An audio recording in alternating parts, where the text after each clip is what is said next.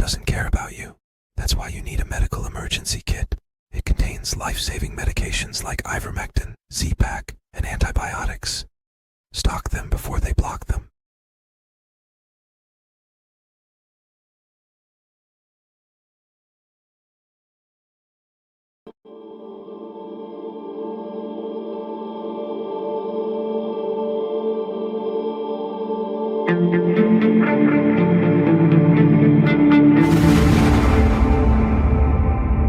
The US is totally invested in NATO because the US understands that NATO provides, look at Iran, 4,000 to 5,000 sorties from European bases to in the context of Epic Fury.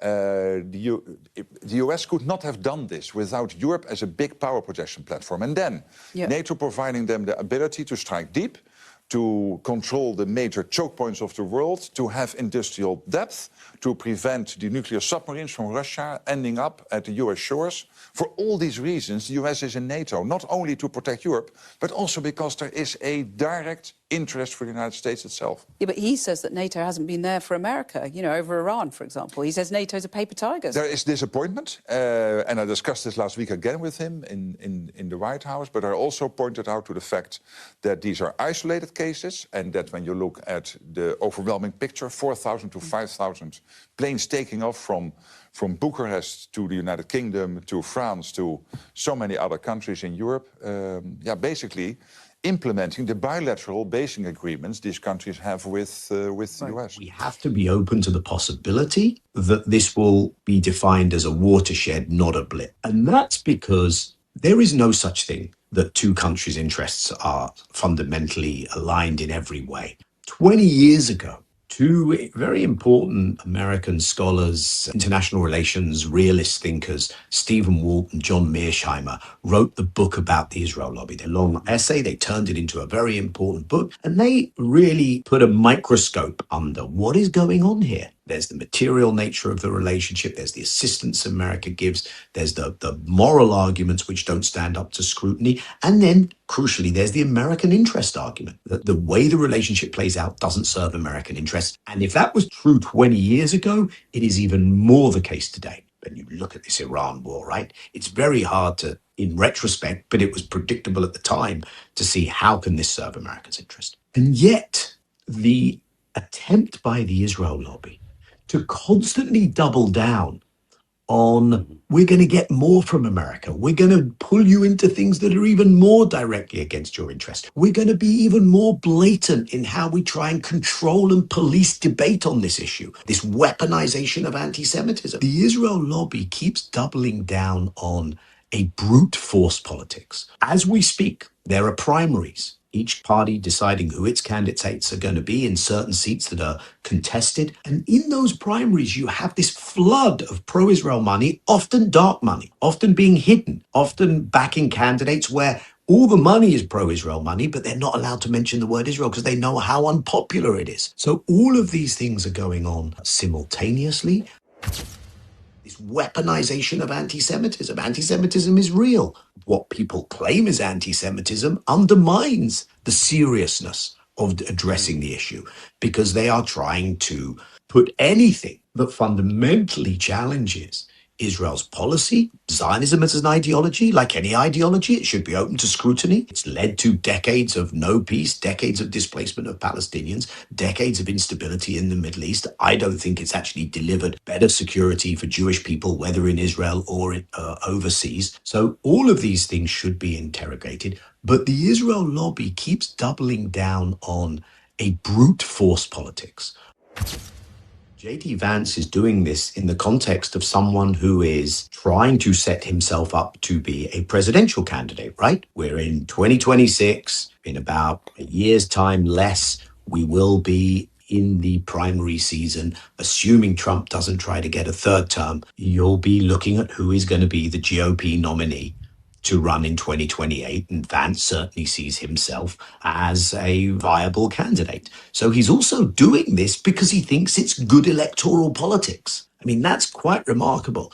If Trump sent him out on what he would consider to be a political suicide mission, if Trump said, listen, you're the guy to go out and play to the MAGA base, I know this is going to kill you politically, but you have to do it. It doesn't feel like that, right? It feels like Vance is doing this because he thinks it can serve him politically. We see the public opinion polling quite dramatic shifts amongst the Democrat electorate of things that we just never see. Swings of 40, 50% against Israel. You've just been live streaming war crimes and genocidal acts in Gaza. That's going to affect your reputation, especially when you then send spokespeople out into the international media who are so unconvincing, so unserious, so inhumane, actually. We also see it happening on the MAGA side. And whereas the trend among the Democrat voting has been a long, ongoing trend that's just reached a certain point now, it feels like a point of no return.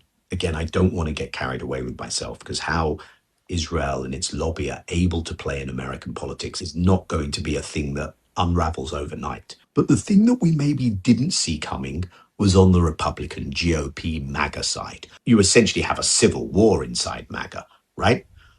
There's much more invective, there's much more vituperative, aggressive language being exchanged between Republicans, Republican on Republican conflict, than there is between Republican and Democrat, because the America First wing of MAGA is at war with the Israel First wing of MAGA. Israel First seemed to win.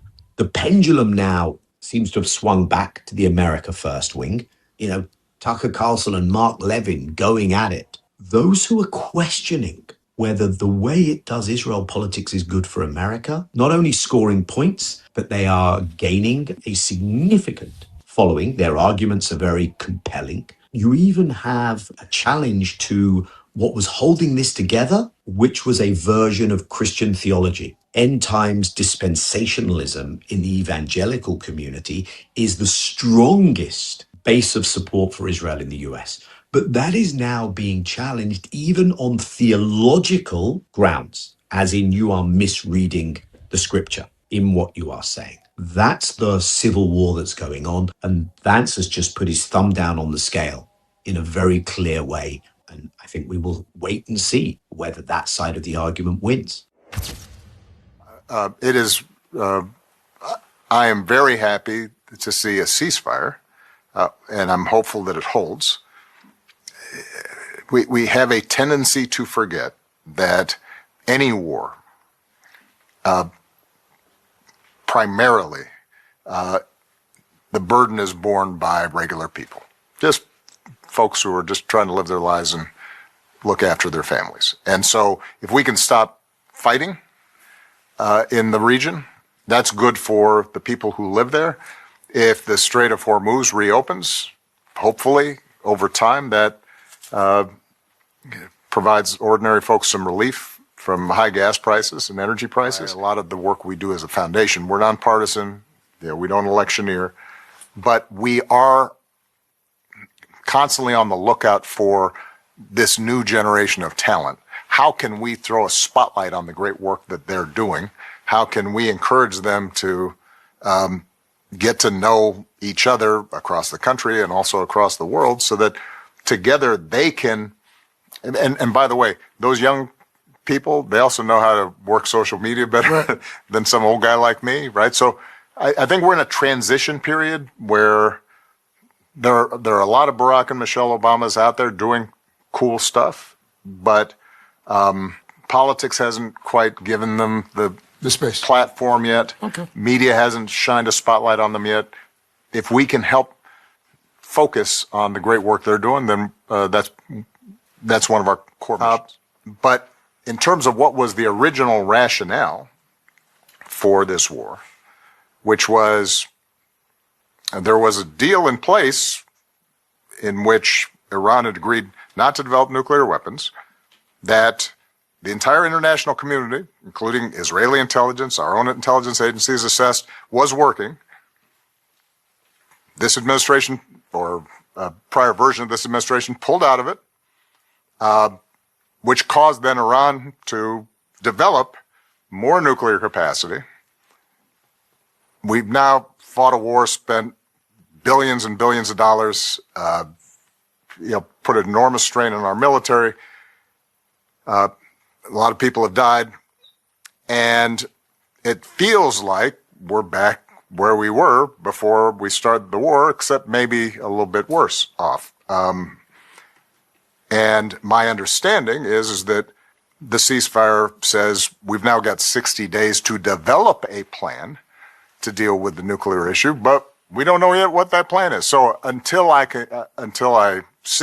there's some public document that indicates exactly what the agreement is, I have no way to compare it to the plan that we had put in place. Yeah. Well,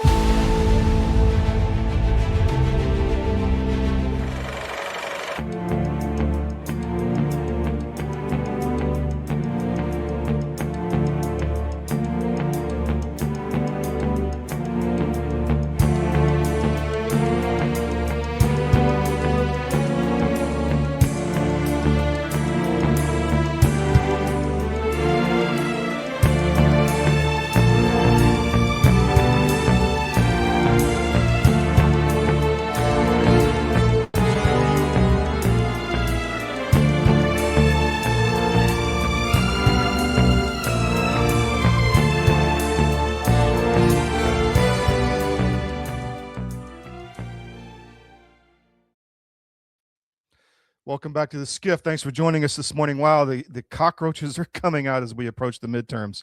The old liar in chief, the man who ran a coup against the U.S. government, and the man who put in all this fraud mechanism where we're seeing hundreds of billions of dollars being looted from the U.S. Treasury, the taxpayer, from you, is out there trying to lecture us. We are approaching some kind of shift, in my opinion, or not shift, but inflection point. Which way this country is going to go. And today's show is focused on how you can help and what you need to know about that inflection point that is coming. I want to say hello to the crew in the chat. Thank you so much. We're getting so much engagement across the whole social media graph. We really appreciate it. Check out whatfinger.com. They post a lot of our content. Great aggregator site. I've got a hell of a show for you today. I've got Pastor Jake Dell, a friend of the show, who is going to discuss how we're taking back the mainline churches, and he's got a new book out, and I really want to let you hear about that. And then second hour, we've got Roger Stone, who's going to talk about a lot of things. J.D. Vance, who you heard in the cold open, Richard Nixon, elections, and influencer disclosures, which are coming as well. So much to talk about. I want to do the mission brief real quick. Today is the last day of June 30th. I'm your host, Todd Wood. Here's your mission brief.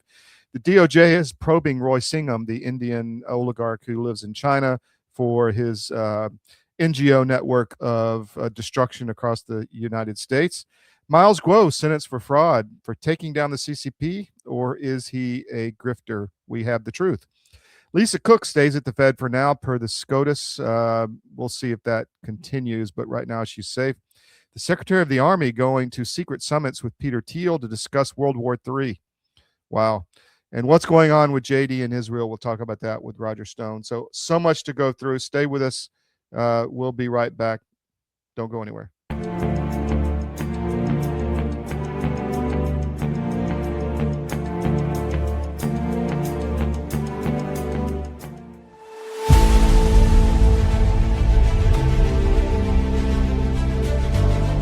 I'm a naturopathic doctor. We are in the world of medicine, very acquainted with many modalities, but probably the one most familiar with everybody would be two things: homeopathy and herbs, maybe some nutrients too, vitamins, minerals, that kind of thing. Now, we do know a lot about the drugs because we have to find out what drug you're taking affects you and what nutrient it depletes you of, because most every drug pharmacy product will deplete something. So we have been trained, and we have a database that we can check into that says this is going to take your B12 away. The pharmaceutical company cannot patent organic substances made by the body. You're not born short of Advil. You're not born short of Ritalin. Yeah. You can be born short of insulin, right? Mm-hmm. The answers to staying healthy and keeping away from even SARS or any of those things getting into you is staying healthy. Mm-hmm. You and I get sick because our terrain gets out of balance. Well, that's the same thing in the soil. You and I are made from this thing called dirt. And when we get out of balance, we have the same thing happen. Weeds start to grow in our body. Right? And that's what we want in our body. We want nutrients that we don't understand how to get well enough yet because our suppliers are lacking knowledge on nutrient density foods. So this is what drove you to develop Well, this, was your knowledge of this, right? Right? You know that. I'm excited to announce that we're having a huge sale on overstock and brand new products. For example, My Pillow Percale bed sheets, every color, every style, every size, only $29.88. Our Percale bed sheets are breathable, cool and crisp, and they're perfect for spring and summer. And check out Rev 7, the next generation of energy drinks. It tastes great, and it gives you energy all day with no jitters and no crashes. Best of all, it's actually good for you. And for a limited time, try our 3-pack absolutely free. So go to mypillow.com or call the number on your screen. Use your promo code to save 20% on our Rev 7 12-packs, or try our introductory 3-pack absolutely free. And our Percale bed sheets, all sizes, only $29.88. Twin size, full size, queen size, king sizes, all $29.88. Inventory is extremely limited at this price, so order now.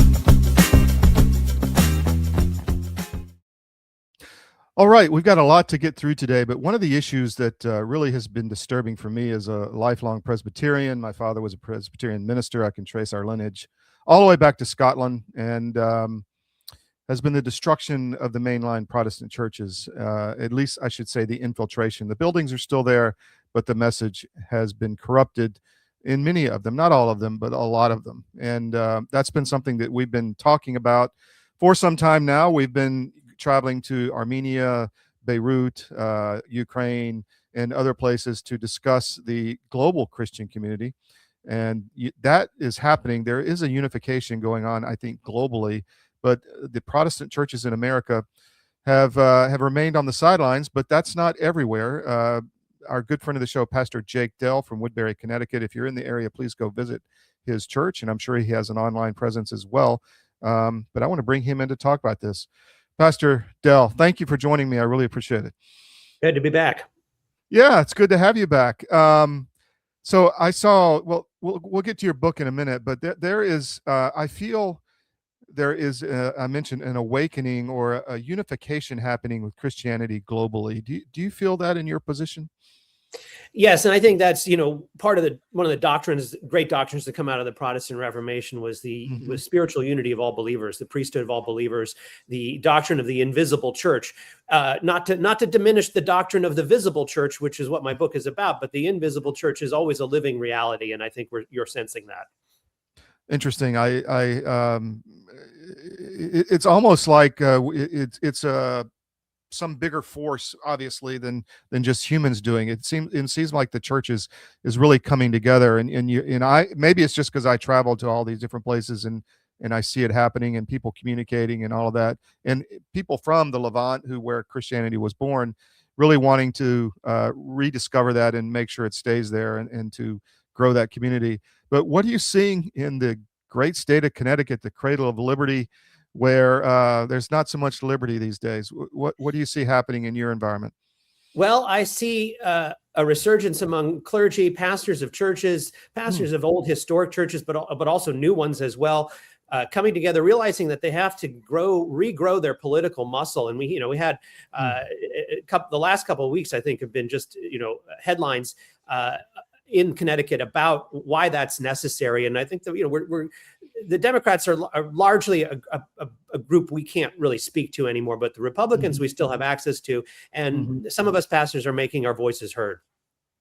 Well, that's good to hear. So you're seeing it not, I mean, you've been a kind of a lone voice in the wilderness, that you see that growing in Connecticut. I see it growing. I see other pastors, some are not as willing or as able to take the limelight the way I am, but they're working behind the scenes. They're talking to the elected officials in their towns and at the Hartford.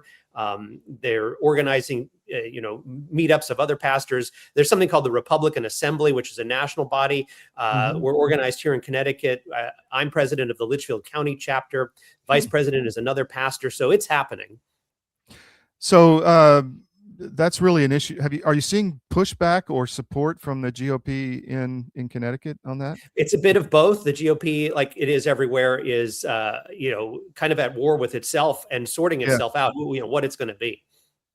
What's the feedback from your congregation when you're moving really in this? I would say, I don't want to say political direction, but you're speaking out to issues that you see in the community. What's the reaction? Well, I have a lot of support from my congregation, and that's largely due to a unique dynamic that I get into in the book, which is that this congregation is over 350 years old, but it was on the brink of closing 6 years ago. So I didn't have a lot of membership to work with when I came. And so most of the people that have joined since then have come under in response to my preaching. So there's a lot of unity, and that's a blessing. That's really interesting. Is it just your Congregationalist? Is it just your denomination, or are you seeing it in some of the other mainline churches? I'm seeing it. I'm seeing this movement take root in other denominations, particularly in the Episcopal Church and in the Presbyterian Church. Interesting. Good. Well, tell us about the book. What made you write it, and what is it? What are people going to get out of it? Well, I think it's one of those things where I couldn't have written it until I got to this point in my life. If you ever sit down and you say, I'm going to write a book and nothing happens, that's a good indication you should just wait a little bit longer. So I got to my early 50s and realized I finally had the book in me. Earlier this year, a friend of mine said I should write it. And what it's called is called Exile and Return. And it's the story of my exile from one mainline Protestant denomination, the Episcopal Church, and my return, to my surprise, to another one, the United Church of Christ, which is my current congregation's affiliation. So they couldn't get rid of me, right? I just kept coming back. So that's the return part of it. But it's a memoir, and it's meant to be moving. It's meant to tell the personal story, the things I did right, the things I did wrong. But also, it's a look inside the institution, particularly the Episcopal Church, how it works, and how it worked, especially over the last 3 decades, to really make sure that conservative, biblical, and orthodox voices like mine were suppressed or sidelined. It really has been one of the most impacted denominations. We have another father Episcopal priest down in Atlanta, who Troy Beecham, who was forced out of the church. And he has medical issues. He has Parkinson's, and the church actually tried to even take his medical care away. Yeah. It's really, I mean, you see that in a lot of these organizations that have been infiltrated with more this Marxist orientation, that there's punishment if you go against, the regime. Have you felt that? Is. Yeah. Certainly, I felt that, and that was became very explicit after 2020. It was building from 2018 on. When I joined the Episcopal Church in college back in the early 90s, I was confirmed in the Episcopal Church, and that's when I first started to explore a vocation in it. Places like the Northeast were pretty much locked up. They were, there was, if you were conservative, you were not going to get through, but there was still quite a lot of variety and difference of opinion. The Episcopal Church was truly a big tent, I would say, through 2008, 2009, and then there was a split. So my book is positioned in something that's a larger movement called the Reconquista, which is really the brainchild of Redeemed Zoomer, 23-year-old man now, who started this about 4 years ago when he was, I guess, just graduating high school. He now has 700,000 followers on YouTube, and I've been tracking his movement for the last 3 years, and really helping to establish a foothold for that movement in the Episcopal Church and in the United Church of Christ.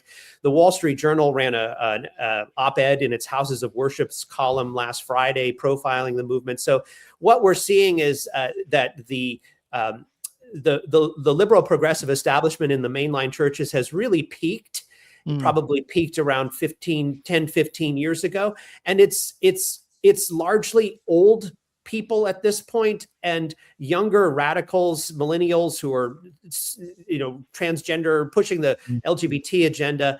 And it's in your neighborhood church.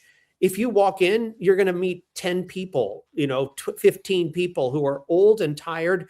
God bless them. They don't know what to do. These are churches that are ready to be reclaimed for their biblical purpose, for the original intent of their founders, frankly, for the original intent of the gospel in Jesus Christ.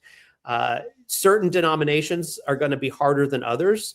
The Episcopal Church is harder than the Congregational Church because of the way its government works. In the Congregational Church, every congregation is autonomous, but it's possible, it's doable. But what we're up against is an agenda that wants to see these churches closed and the land sold, or have the churches repurposed for low-income, quote unquote, low-income housing. We're seeing that happen in Connecticut as zoning laws are just being railroaded through, that towns are losing home rule. So now if you've got a closed church on Main Street, you don't have to get a zoning variance. You don't even have to go to the town anymore. As of right, you can simply, put in a 10-unit, multi-unit apartment building in there without any regard for traffic or parking or what it will do to the neighborhood character. Yeah, no, it's horrific. The zoning issue is really a sneaky way they've come in to destroy, I think, the communities. I mean, that's the intention, to make it, you live in the pod and eat the bugs. That's right. Well, and they destroyed the churches first, and that's why 30, 40 years later, this can happen. So I was talking, not me, but a friend of mine was talking to Catherine Engelbrecht, who started True the Vote. And one of the comments she had was, we don't need more patriots. We need more believers. And it seems to me that Christianity is the only way through this. I was talking with a Ukrainian friend of mine. He's just torn up over essentially Christian fighting Christian in Eastern Europe, and the death and the destruction of and depopulation and ethnocide of his whole world. I mean, and I just said, look, man, the only way through is through faith. I mean, what do you see that?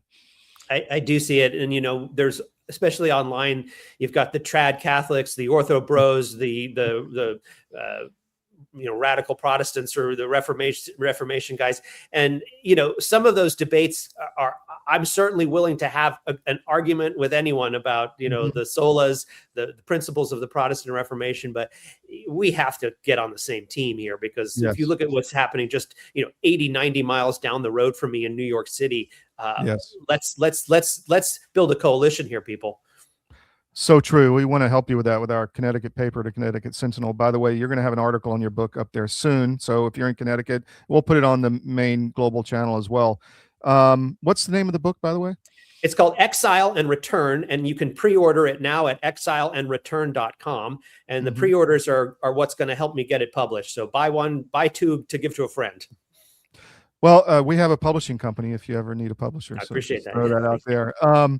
Episcopal Church, it's the Church of England, and I've seen that MI6 and a lot of this globalist stuff is coming out of the city of London, and that whole the monarchy and all that. They're very involved in Ukraine. Do you think that had an impact? Is why the Episcopal Church has been so impacted, or do you know anything about that? I don't have any direct knowledge of that. I'll just remember a line I saw in the show The Americans, which I'm sure you're familiar with, where there was the whole character was having her faith moment, and the two communist parents couldn't understand it. And there was one phone call where the father says to one of his KGB handler, can you do anything about this? And he says, oh yeah, we completely own the seminaries. And I think that's probably true. Wow. In Connecticut, I had been told, I don't know if it's true, that when my family got off the boat in Middleton, they're all buried over there in the 1700s, but and then they moved down to Mississippi, and that's kind of where the Presbyterian Church went south. And then I think the Northeast is more Congregationalist, but I've seen the PCA, Presbyterian Church of America, is really biblically focused, kind of planting churches all over Connecticut. Have you noticed that? Well, there's a couple of longstanding plants here, and one in New Haven, and yes, they're certainly active. It's still, I'd still say we have got our large number of independent churches, charismatic churches, Southern Baptists. It's a mix. There is faith in Connecticut, believe it or not. It's just not always in the churches you'll see on Main Street. Well, you can bet that if you drive by an Episcopal church, there's an LGBT flag in the window. Almost certainly, yeah. Almost certainly. What's next for you? What does your future look like? Well, I mean, we are, growing the church here in Woodbury. So my plan is to stay put and continue to tend this vine that God has planted me in. Wow. So anything else you want to get out to people before I let you Just go? really, I think the book will be a useful manual. It's not just the story of my life, which I think is interesting, but it's actually a roadmap for if you feel called to go back into one of these churches. Maybe you grew up in one, or maybe you've always wondered what goes on in there, or maybe you just think it's beautiful and you don't want to see it turn into a condominium. The book has a manual, a whole blueprint for how to do that, and how to join a larger movement that's doing just that. And it's called Exile and Return, and exileandreturn.com. That's where they That's go. right. That's right. Thank you, Pastor. We'll see you again soon. Take care. Thank you. Bye-bye.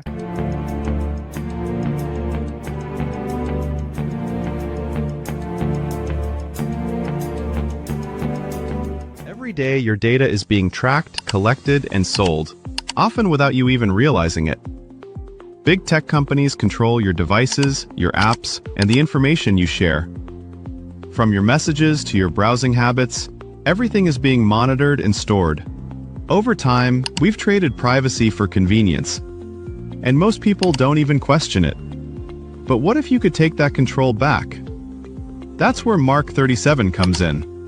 Mark 37 provides privacy-focused phones, laptops, and tablets designed to give you full control over your digital life. With secure systems, expert support, and simple tools, they make it easier to step away from constant tracking and data collection. Because privacy isn't just a feature, it's a fundamental choice. It's about protecting your data, your freedom, and your future. Take back control of your digital life with Mark 37.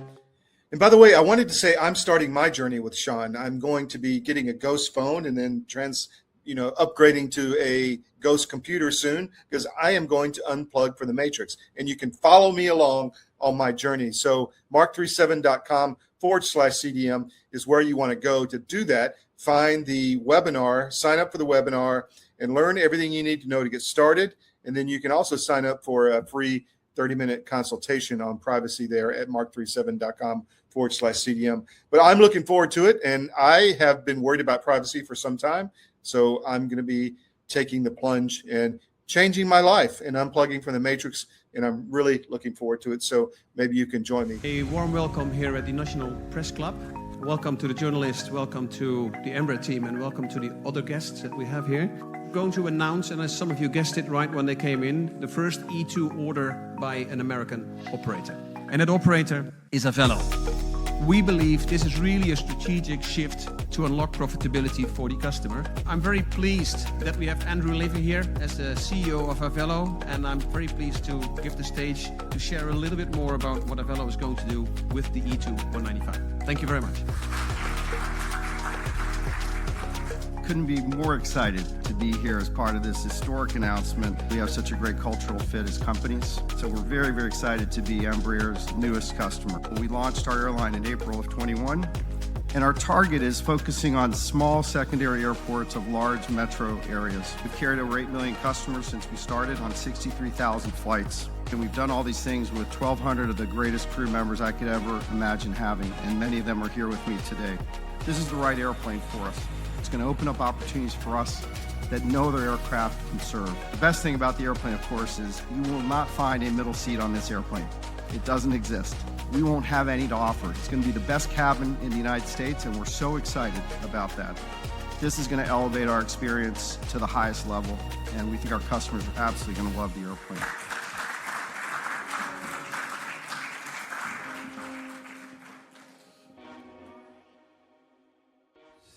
Your government doesn't care about you. That's why you need a medical emergency kit. It contains life-saving medications like ivermectin, Z-Pak, and antibiotics. Stock them before they block them.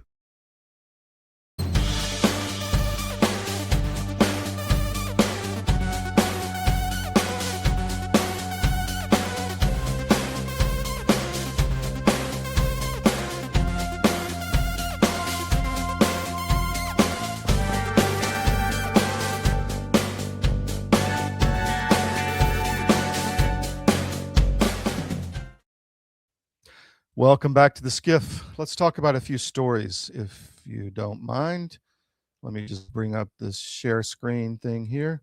So there was a disturbing, I guess, incident in that a hack happened to Peter Thiel's Dialogue group, which is a group of, elite personalities who were going to meet to discuss things on the menu like that were World War III and some other stuff.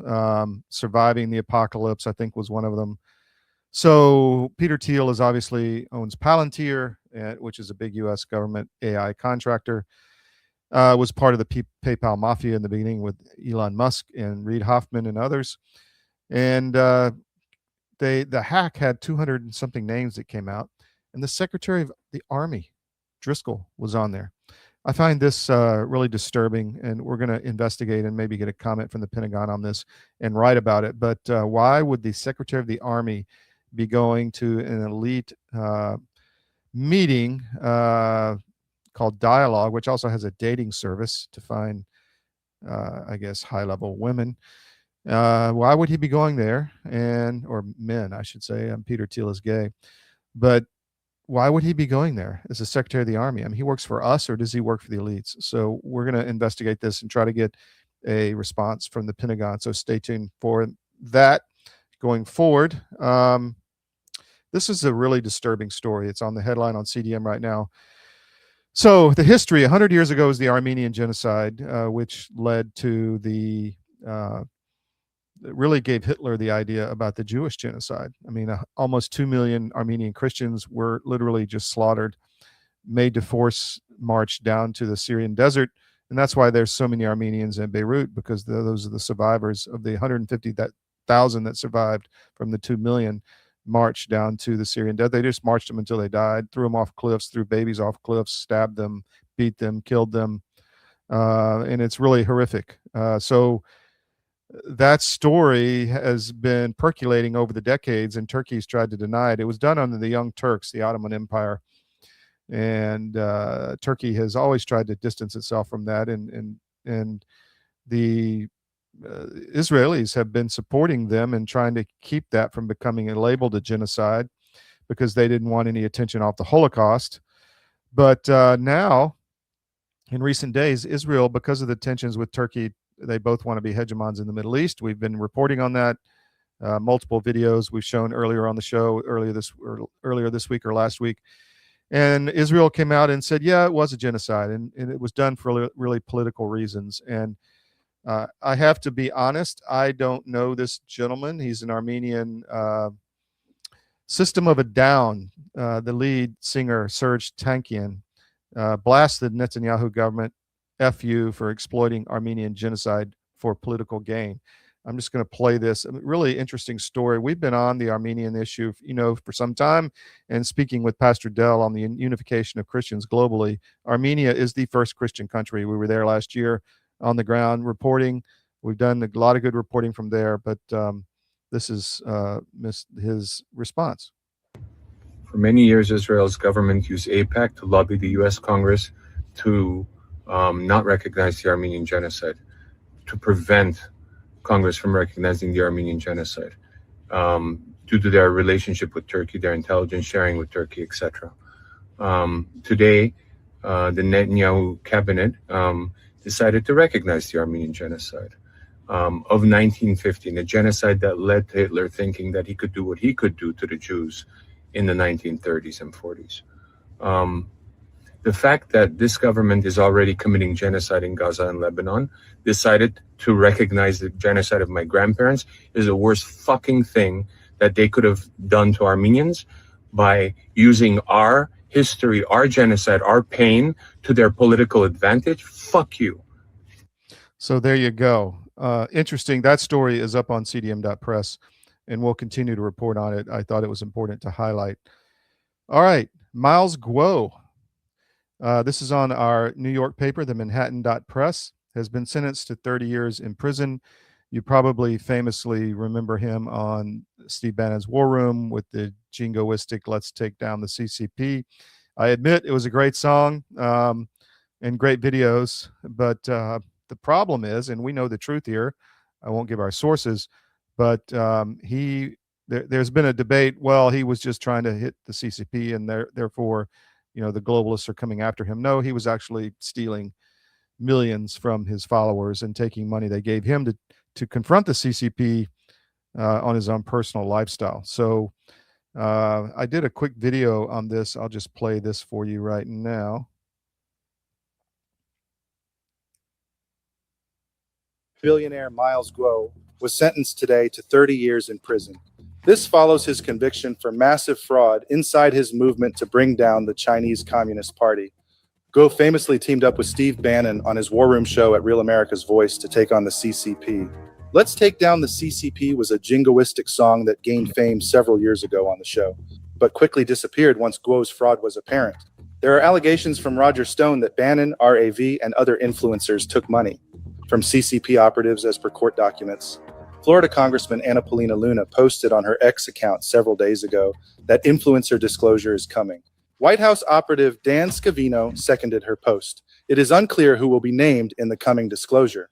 We will report more on this story at cdm.press as it is Chinese. So there you go. Really, really, really interesting. And we will follow what's the disclosures with Anna Paulina Luna, Congresswoman out of Florida, as well as Dan Scavino. And we've got Roger Stone on here in the second hour. I'm sure he will opine on this subject. So stay tuned for that. Let's look at what else we have here today. This one, Lisa Cook, the Supreme Court said she can stay in office, at least temporarily, at the Federal Reserve. This was, as you know, Trump tried to fire her, and he said it's his prerogative because of her alleged mortgage fraud, which she is now being, adjudicated over in court. And the Supreme Court said we have to wait for that process. So that's a significant one. I'll have Tom Teague on tomorrow to discuss all of this, and also the AI. We've got to really stay in front of this AI thing because it's huge and it's really going to transform your life, guarantee you. So wait for us on that. All right, that's all I've got. I'm going to take another break as far as stories. We're going to talk about J.D. Vance and what's going on with Roger Stone and the midterms coming up and election fraud and Nixon and Steve Bannon, Real America's Voice, Miles Guo, all of that in the second hour with Roger Stone. I've got a little finish our history lesson on the Beirut blast here after the break, so we'll be right back.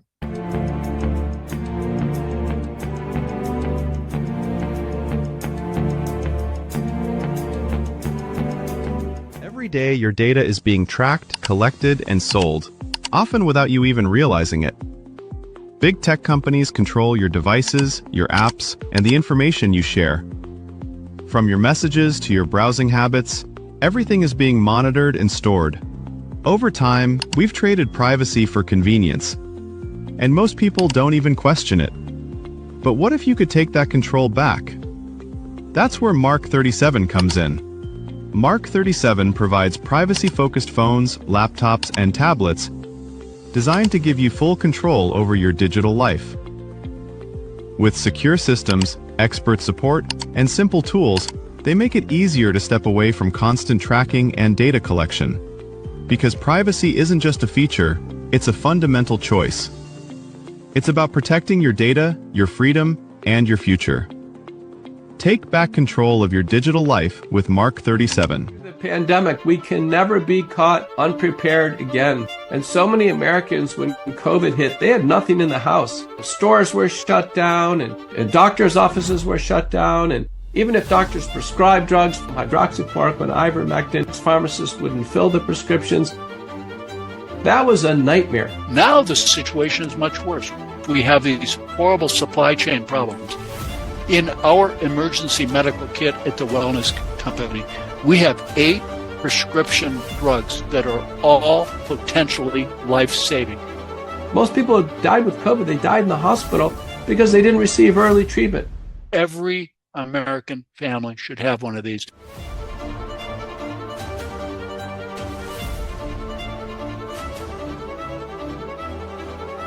I can tell you the Wellness Company kit is the answer. With my 35 years of experience, our team at U.S. Asset Management can deliver professional investment management, financial planning to help you target your goals, and even specialized divorce financial analysis if you need it. We are here to help you make better decisions with your money. Call U.S. Asset Management today, and let's get to work in your financial future.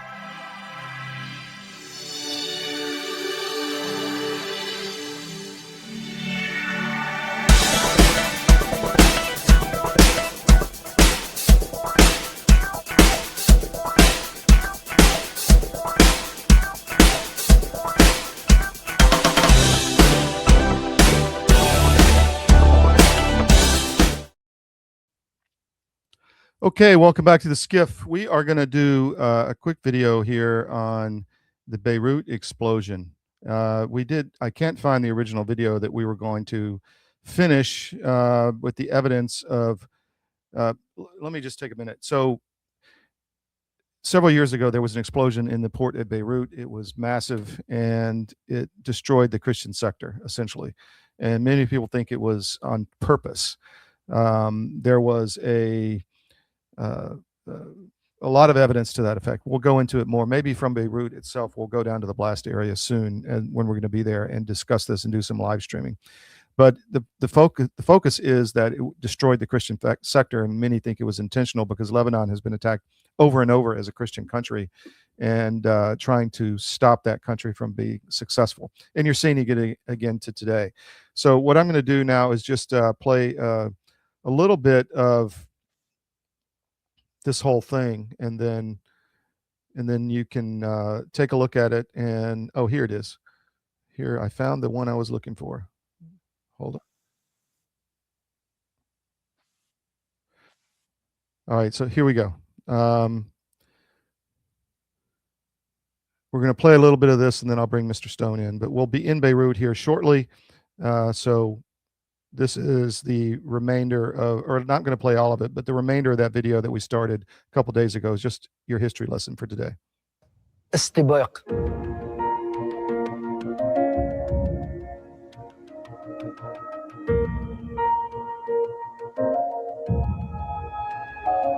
انتركوا لفترة طويلة وانفجروا. بس كيف انفجروا؟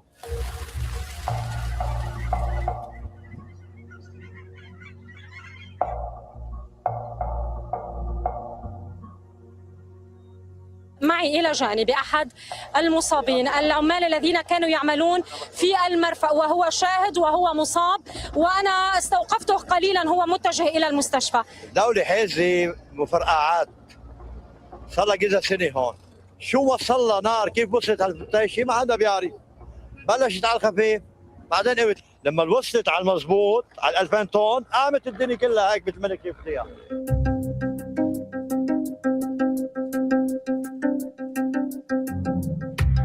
حجم الانفجار اللي صار ثالث انفجار غير نووي حصل بمحل من المحلات.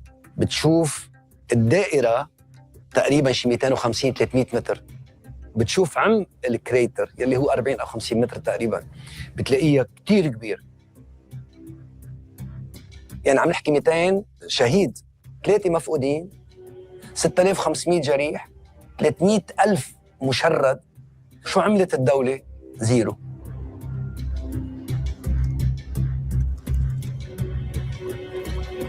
الموضوع مش انه عابر نهار او نهارين، عم نحكي عن 6-7 سنوات ومسؤولين متكررين، وكل واحد منهم مسؤول، ما في حدا يقول انا ما بعرف.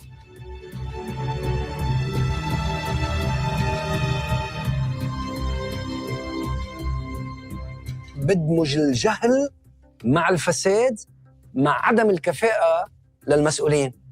If you don't know, ask. القانون لا يحمي المغفل، يعني you should know.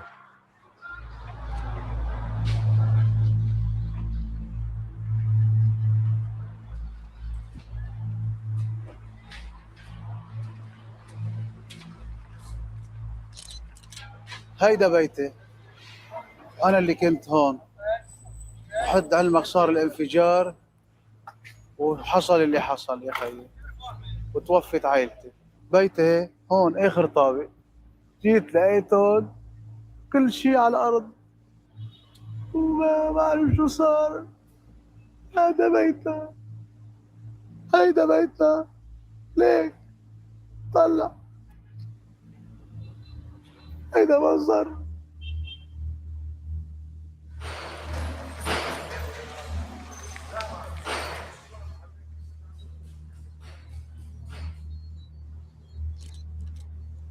فعليا كمية الناس اللي بتعرف بالمواد المتفجرة على البور كتير واسعة. بصير السؤال ليش ما نعمل شيء بكبر علامة الاستفهام أكتر.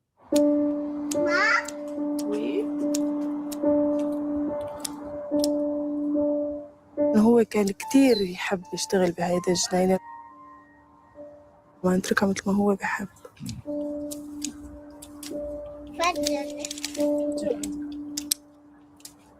بيصيروا يقولوا لك الوجع بيخلق كبير وبيصغر، ومعلش طولوا بالكم وبكره بترجعوا بتتأقلموا، بترجعوا على شغلكم. لا، كل يوم أبشع من يوم، وكل يوم أفظع من يوم.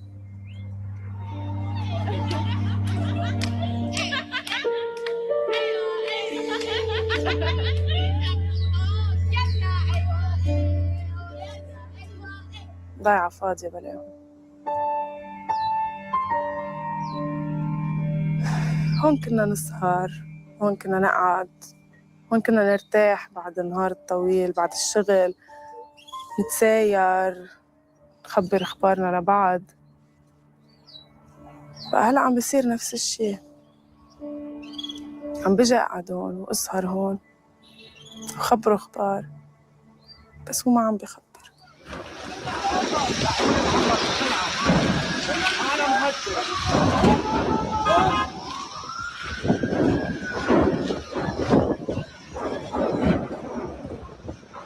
المسؤول هو اللي ما بلغ شو فيه بقلب العنبر، يلي هو بيعرف شو فيه بقلب العنبر، ومع ذلك شو عمل؟ ما كلف خاطره حتى يرفع التليفون ويدق أو ينزل لتحت.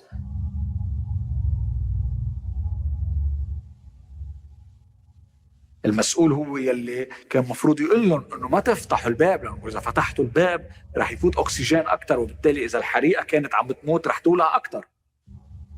وبالتالي هول الجماعه تبخرت اشلاءهم بسبب جبن هول الناس يلي هاي اللحظه بعدهم عم بينكروا مسؤوليتهم عن تخزين بضاعه كانت موجوده بحرمهم.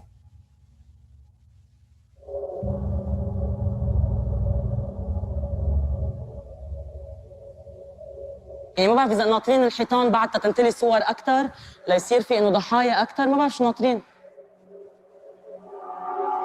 انا سرفايفر باي لك، بس كنت مضطره اسافر. اخر حدا شفته هو رامي، وقفني على البوابه تحت، قال لي سيزان قلت له رامي، قال لي ليه مستعجل؟ قلت له لا خيي بدي اروح، بدي خلص اموري، بدي اعمل فحص PCR وبدي اسافر. شفتهم كلهم، هذا اللي بيعذب، بس انه تسافر على شيء وتيجي على شيء ثاني، مدينه وزملاء وفوج، يعني واحد بغض النظر عن شغله واثنين، بس بور مثل مغارة علي بابا في 6000 حرامي، معقول مش عارفين شو فيه؟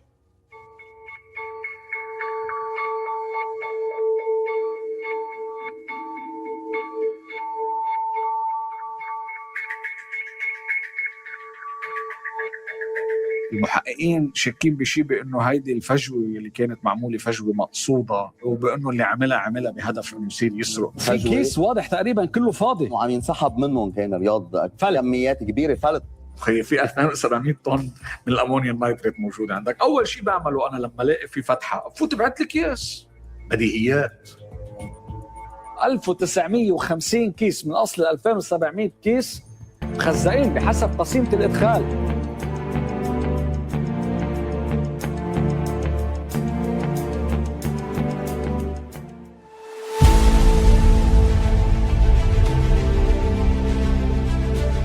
Nuclear wasn't a product that was developed and to sell, really. What it really was a journey to get me well after my experience trying to immigrate and get married to an American citizen in order to go to get my green card. Towards the end, they send you for a medical, And that's where they sat me down and gave me 16 vaccines in one sitting. At the time, I knew when I was going through it that it's probably not good, but I didn't realize that I'm about to go through the worst health experience of my life. Mm-hmm. And that's when I went on this journey and understand that nutrition is actually your medicine. I've always heard the old people say your food's in your garden, but we didn't get it. And your body is always trying to heal itself. I mean, you know, when you cut yourself in a couple of days, it heals. And that is the process of homeostasis. Your body is always trying to, every cell in your body is always healing itself. And just like anything, if you bake a cake or you build a house, you need the right ingredients to achieve the result. Now, if you don't have the correct nutrition and you're not eating the correct food, it's like trying to build a house without bricks. Now, a lot of people, they say, what does nuclear do? Nuclear itself does nothing. It's not designed to do anything. Your body does the work. It gives your body all the things it needs balanced in, and it works together to deliver the correct nutritional supplement that you need as a human being to function normally.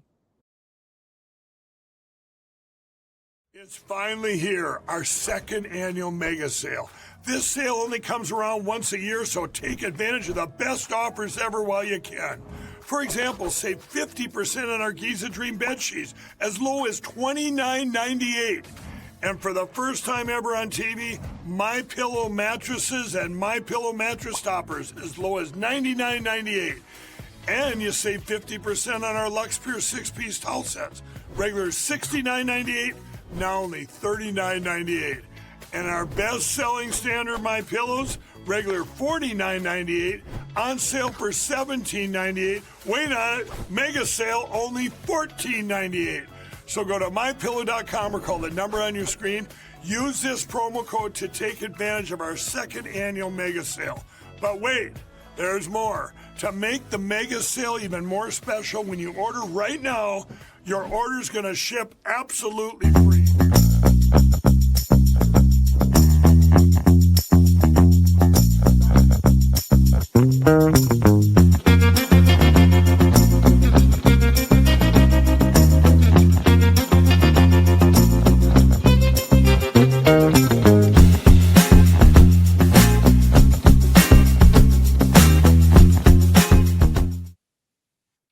Welcome back to the SCIF. You know, I've had this feeling, and the focus of our show is morphing into, we'll be in Beirut in a few weeks, but our sense is this world is not going to be saved just by patriotism, but by faith. And we are working on joining a lot of the Christian communities around the world, and that's happening. You heard Pastor Jake Dell talk about that.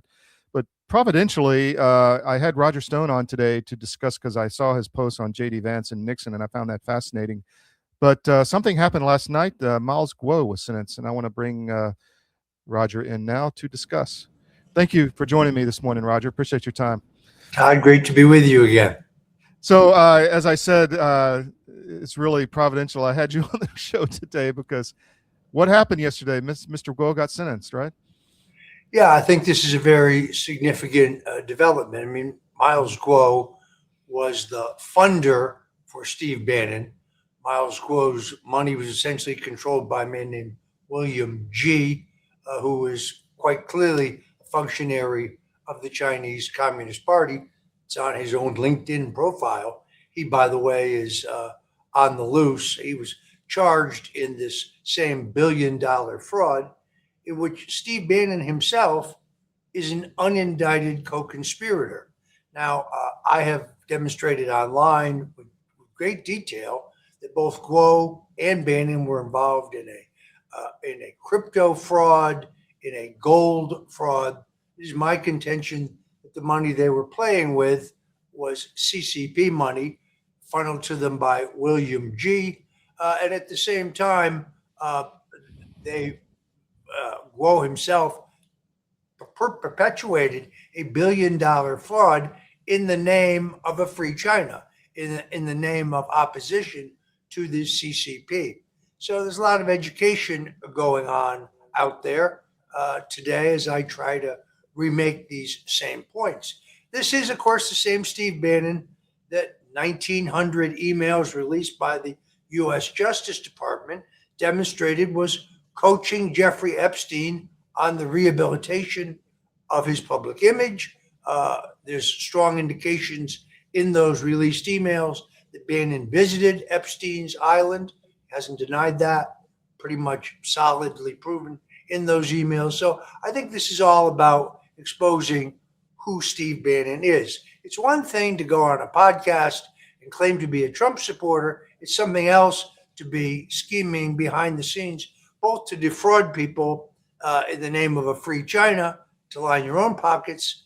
Bannon himself received somewhere between $37 and $54 million, according to the trial records.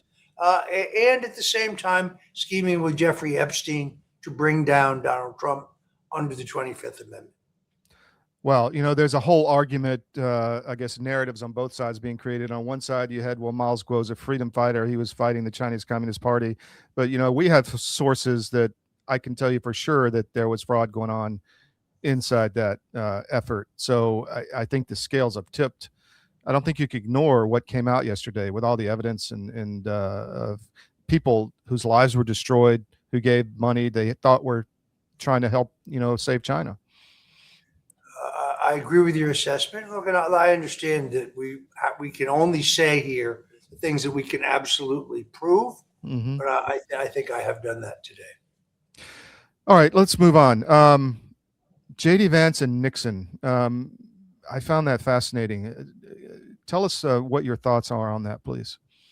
Well, it's heartening for me. Look, I've written two different books: Nixon's Secret, The Inside Story of Watergate, the Nixon tapes, and The Pardon, and a second book, Tricky Dick: The Rise and Fall and Rise of Richard Milhouse Nixon.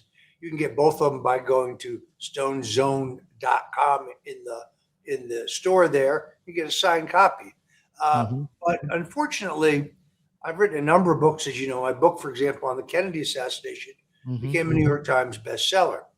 Public interest in Watergate is surprisingly low because, unfortunately, due to the fact that we had a monolithic media at the time, 3 national TV networks, a handful of national news magazines, really no national newspapers yet. This is before the internet, of course. So the New York Times, the Washington Post are strong regional newspapers. They're not really national newspapers. And the story of Watergate is kind of a set narrative. Everyone agrees. It was a constitutional crisis. Nixon was a crook, engaged in a cover-up. Case closed.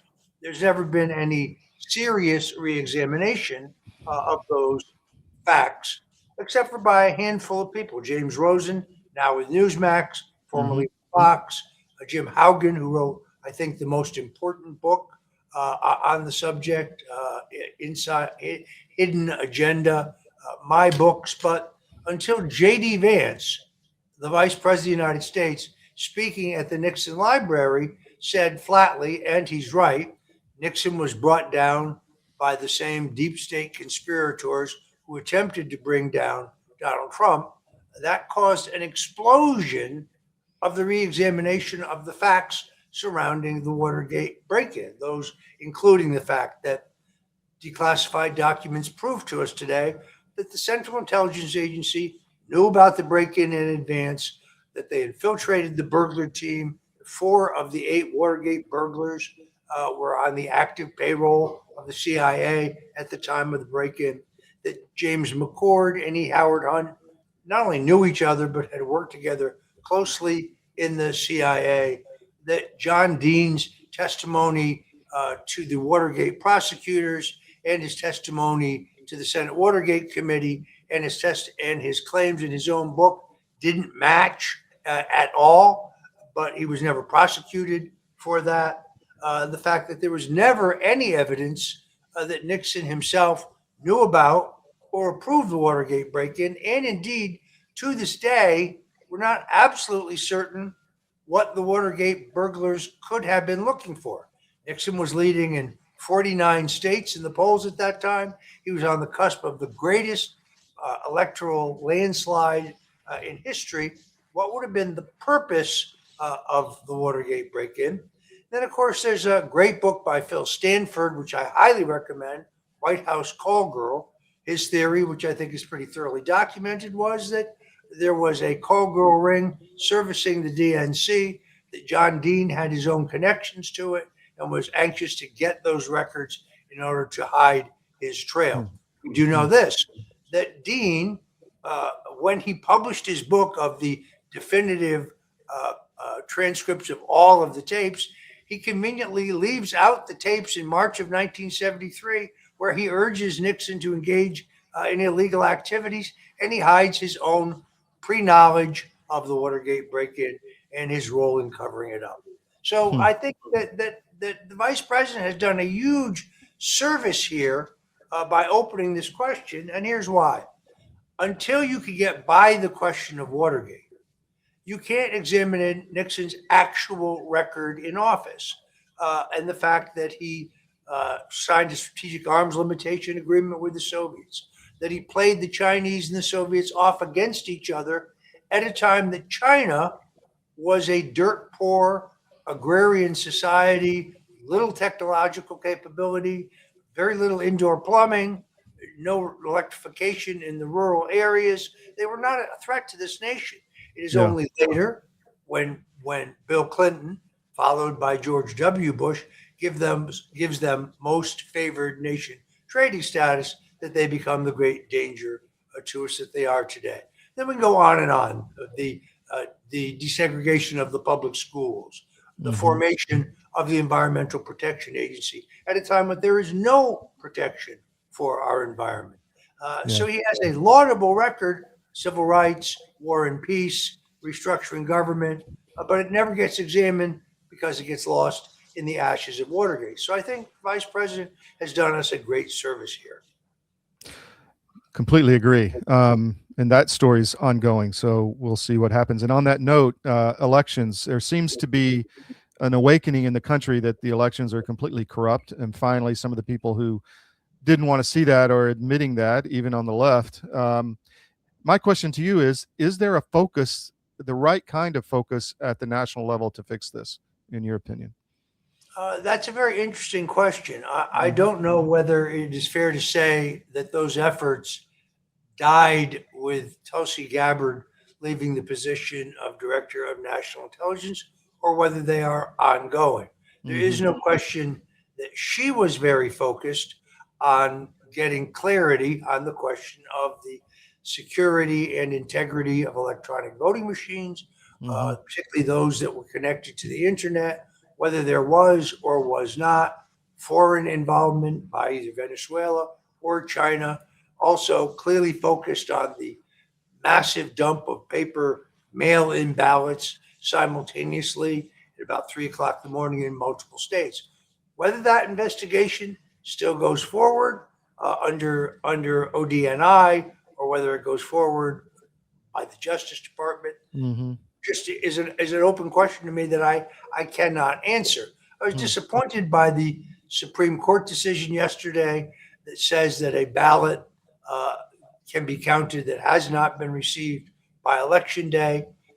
Evidently, Election Day does not mean Election Day.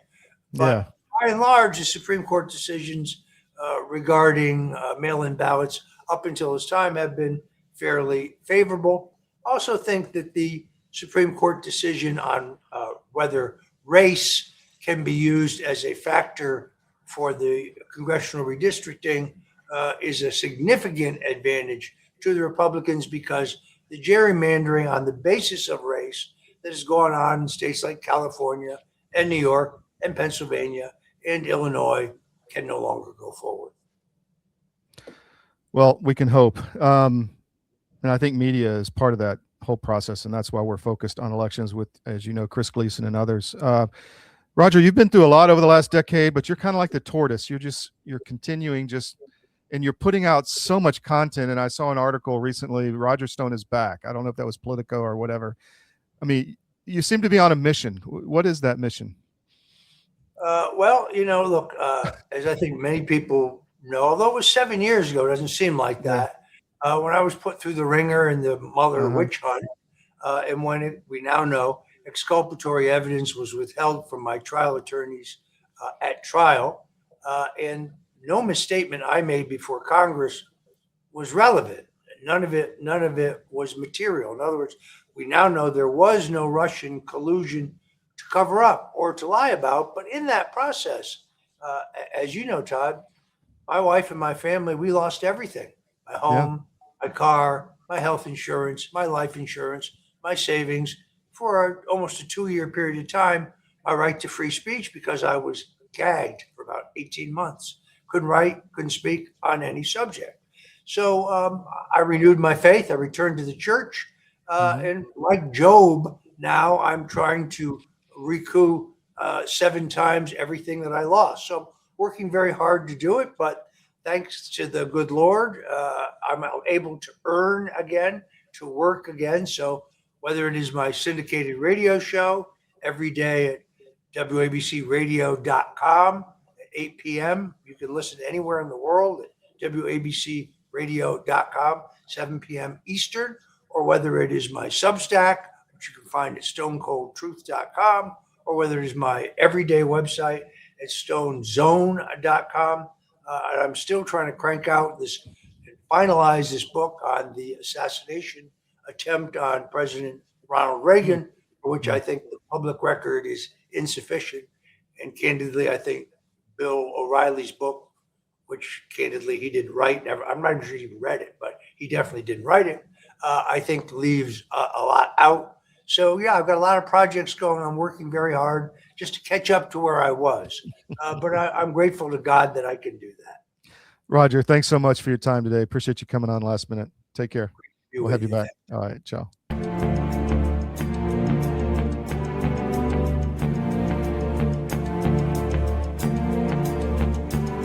Every day, your data is being tracked, collected, and sold, often without you even realizing it.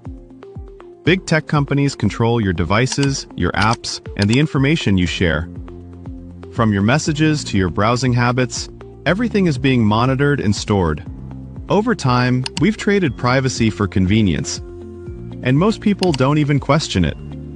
But what if you could take that control back? That's where Mark 37 comes in. Mark 37 provides privacy-focused phones, laptops, and tablets designed to give you full control over your digital life. With secure systems, expert support, and simple tools, they make it easier to step away from constant tracking and data collection. Because privacy isn't just a feature, it's a fundamental choice. It's about protecting your data, your freedom, and your future. Take back control of your digital life with Mark 37. And by the way, I wanted to say I'm starting my journey with Sean. I'm going to be getting a Ghost phone and then upgrading to a Ghost computer soon, because I am going to unplug for the Matrix. And you can follow me along on my journey. So mark37.com/CDM is where you want to go to do that. Find the webinar, sign up for the webinar, and learn everything you need to know to get started. And then you can also sign up for a free 30-minute consultation on privacy there at mark37.com/CDM. But I'm looking forward to it, and I have been worried about privacy for some time. So I'm going to be taking the plunge and changing my life and unplugging from the Matrix, and I'm really looking forward to it. So maybe you can join me. If you haven't noticed, gold has reached a new high, all-time highs actually, and keeps going up every day. Why is that? It's because precious metals are a long-time historical store of value. And if you own a portfolio and you have assets in the fiat currencies, i.e. stocks, bonds, cash, or whatever, you're vulnerable to hyperinflation, which is coming as our debt explodes another $1 trillion every 90 days. It's really scary. So how do you protect yourself? Go to Advisor Metals. If you look on any of our cdm.press sites, about halfway down, there's an ad for Advisor Metals. Click on it, fill out the form for your contact info, and Ira Bishotsky will contact you and talk to you. It's an easy conversation. There's no sales pitch. He's completely verified by us. He has a regulatory background we've checked into. We've checked with his bankers. We've checked with his IRA custodians for metals, and we can highly recommend Advisor Metals and IRA. So go to Advisor Metals. If you call them directly, tell them we sent you at CDM, and he'll definitely take care of you. But protect your portfolio because you really need to. It's coming. Thank you. Your government doesn't care about you. That's why you need a medical emergency kit. It contains life-saving medications like ivermectin, Z-Pak, and antibiotics.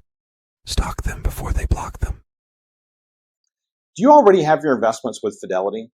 I'm David Cross with U.S. Asset Management. Did you know that you can assign your investment management to my team and put my 35 years of experience to work for you? You simply assign us as your investment manager and you keep the same username and password. Professional management, and you get to work with someone who shares your values. Call U.S. Asset Management today and put us to work for you.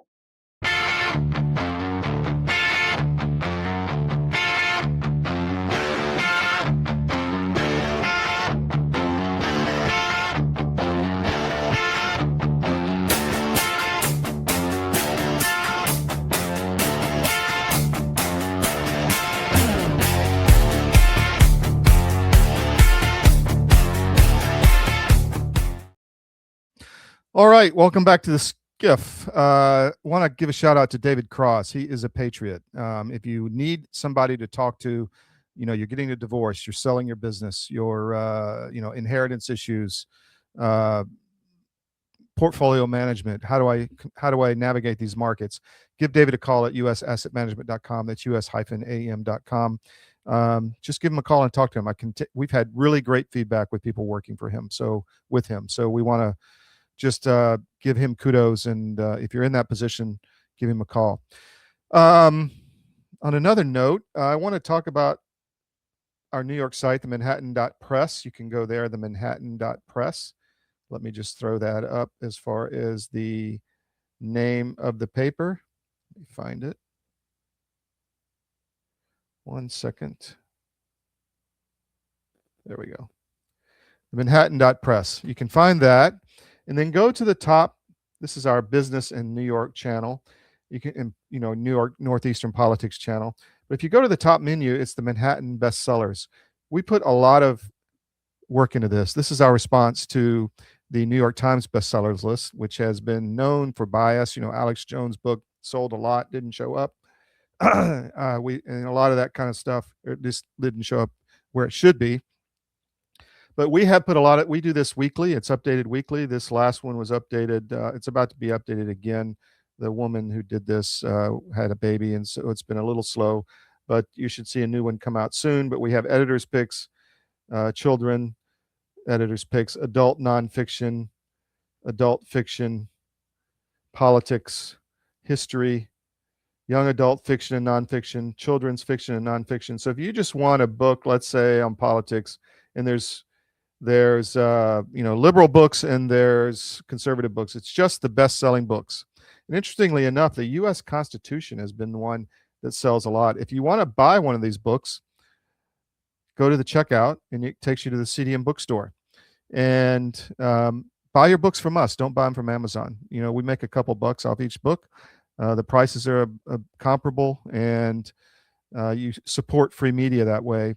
But this is really, the Manhattan bestsellers list is the best bestsellers list out there. I'm confident of that. There's no bias in it whatsoever, just based on the numbers. But I'm going to give you another idea. If you have a trip coming up that you want a great book, check out my book, Currency. It has over 500 reviews on Amazon, very high ratings, and I'll just read you a little bit. Economic thriller, incredible story of power, romance, and revenge in international finance, spanning 3 centuries. The issues could not be more timely. First volume, the second one is Sugar, the third is Motherland, and then there's a standalone volume called Delta, and then we're writing the 5th novel called Deep. The first volume of a series that captures the reader with a page-turning adventure while it addresses head-on the most pressing and intense global economic, military, and political issues of our time. Weaves historical adventures of the U.S. Founding Fathers with modern-day hero Connor Murray. Fate forces Murray to navigate events that play on the world stage. And if you love a good adventure story on both the personal and international levels, or if you are concerned about how the United States' current economic challenges could play out for the country in a very real way, Currency is a must-read. So I want to throw that at you as far as for a trip, or for someone who has everything. It'd be a great gift. Father's Day, late Father's Day, birthdays, whatever. please check it out. All right. So that's it for today. We'll be back tomorrow. Tomorrow I'm going to be traveling, and I get off the plane and I'm going to have to do the show from the airport. So bear with us tomorrow if we're a little late or some funky stuff goes on. But we got Pete Blaber tomorrow, and Tom Teague is going. We're really into this AI thing and what's going on at the Fed, and Tom is going to deliver. But we've got Tom Teague and then Pete Blaber on Ukraine SITREP in the second hour. So be there tomorrow or be square. It's going to be a great show. Thank you for joining us today, Monday through Friday on the SCIF Eastern. And also tomorrow evening, we'll have the Georgia show. So a lot going on. We'll see you tomorrow.